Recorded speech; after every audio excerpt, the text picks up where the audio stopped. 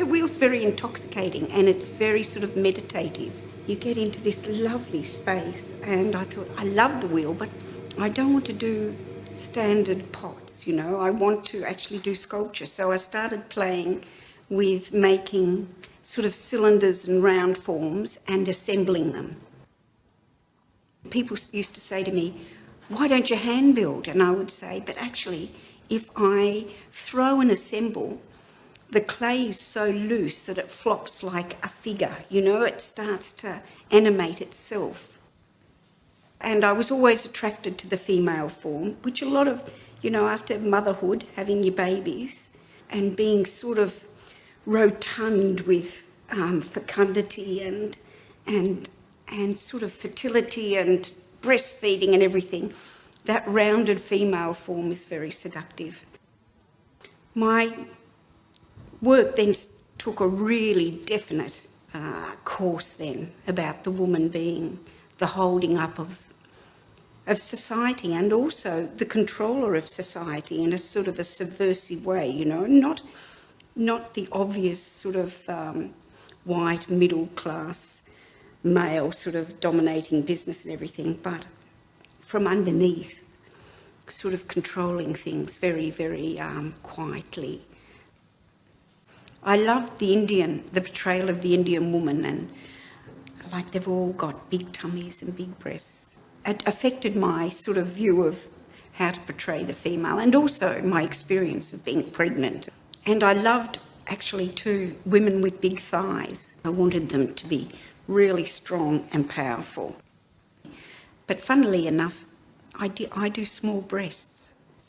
And I think it's because it's semi-virginal, you know, it's sort of not quite womanish. There was a quote by Carolyn Chisholm when she was an early missionary. They asked her what did she think of the women in Australia at the time, and she said they're either damn whores or God's police. And so I thought, God, I love that metaphor, you know, because my daughter too, she came home and said to me, Mum, she said, I'm sick of the boys at school. She said, you're either, you know, a tart or something sort of virginal that can't be sort of touched. I became really interested in gender roles then. What makes a gender, you know, what makes you a female or a male? And I came to the conclusion that it's just a continuum. You can fit anywhere on the continuum. I have done a male sculpture. I was asked by a gentleman who came in and saw my work. He said, you know, you do all these females, I want you to do a man for me.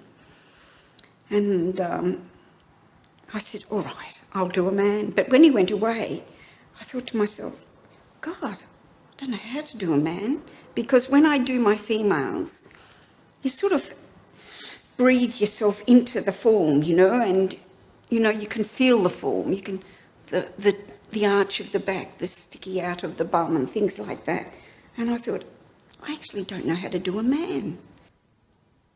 This lady came in, I was talking to her about it, and she said, all I know, dear, is that they take up a lot of space. And I thought, that's it. They do. It's not just physical space, it's emotional space. I did a whole big exhibition about armour, women in armour, and about Boadicea. I became sort of obsessed with the look of armour, but the story of Boadicea and her sort of fighting sort of abilities and her strength and her power. But the interesting thing was it became a metaphor for sort of encasing yourself and protecting yourself. It's all very well, you know, this armour thing, and you do become strong, but you also become impenetrable, you know, and you're not open to a lot of things because you're so protected. Getting rid of the armour, that is an ongoing exercise for me. People who do a lot of making, a lot of artists, will say they go into the zone, and I go into a zone and the material leads me. And I actually, it's very lovely. And I wake up, I know it's worked when I wake up at the end of the process and I see something I've made and I think, my God, I made that. I get into the zone, I lose my body, and I'm not aware that I am putting my body under stress, you know, like especially when I'm sitting on the wheel and bending over. You know, I'm just in this meditative zone that my body's immaterial. So, no, it's totally, I don't feel anything with my body. Yeah, it's gone.